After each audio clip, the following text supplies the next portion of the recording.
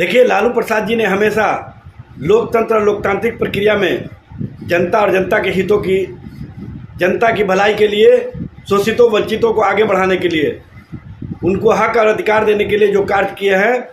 वो सबको पता है। लालू प्रसाद जी ने सामाजिक न्याय के माध्यम से गरीबों, शोषितों, वंचितों को ये बताया कि लोकतंत्र में जो सत्ता मिलती है वो गरीबों, शोषितों, वंचितों के हक और अधिकार देने के लिए, उनको सम्मान देने के लिए, और लालू प्रसाद जी ने सत्ता में रहते हुए अक्षरशः उसको पूरा करने का काम किया। जबकि भारतीय जनता पार्टी लोकतंत्र और लोकतांत्रिक प्रक्रिया को किस तरह से कुचल रही है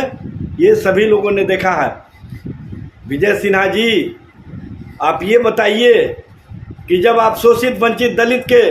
घर जाते हैं तो उनके परिवार को आप किस तरह से प्रताड़ित करते हैं। आप मुजफ्फरपुर में एक दलित बच्ची के साथ हुए घटना के बाद जब उनके पीड़ित परिवार से मिले तो उन्हें कहा कि कसम खाइए कि पीएमसीएच में बेहतर इलाज हुआ था कि नहीं हुआ था। आपकी इस तरह की भाषा ही स्पष्ट करता है कि आप कहीं ना कहीं लोकतंत्र, लोकतांत्रिक प्रक्रिया को अपने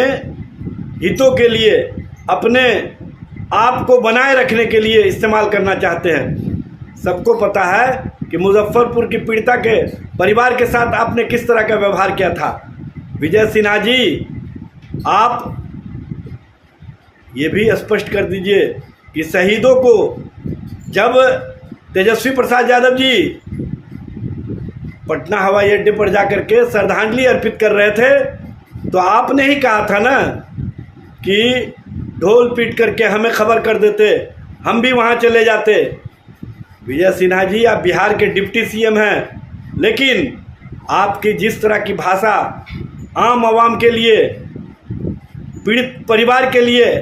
सामने आती है उससे ही स्पष्ट हो जाता है कि आपको लोकतंत्र, लोकतांत्रिक प्रक्रिया पर यकीन नहीं है। आप कहीं ना कहीं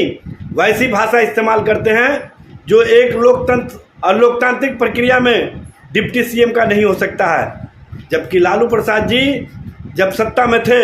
तो उन्होंने अपने सत्ता का सदुपयोग करते हुए बिहार के शोषितों, वंचितों, पीड़ितों, दलितों, आदिवासियों के घरों तक लोकतंत्र, लोकतांत्रिक प्रक्रिया की मजबूती के लिए, उनको हक और अधिकार देने के लिए, उनको आगे बढ़ाने के लिए, उनके साथ न्याय हो, इसके लिए उनके घरों तक जाकर के गरीब, शोषित, वंचित के बच्चों को नहलाने का काम करते थे,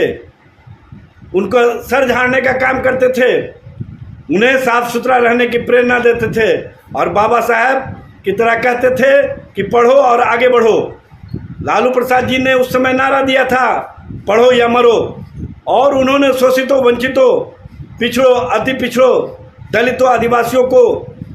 स्पष्ट रूप से कहा था कि आप अपने बच्चे को पढ़ाओ। इसके लिए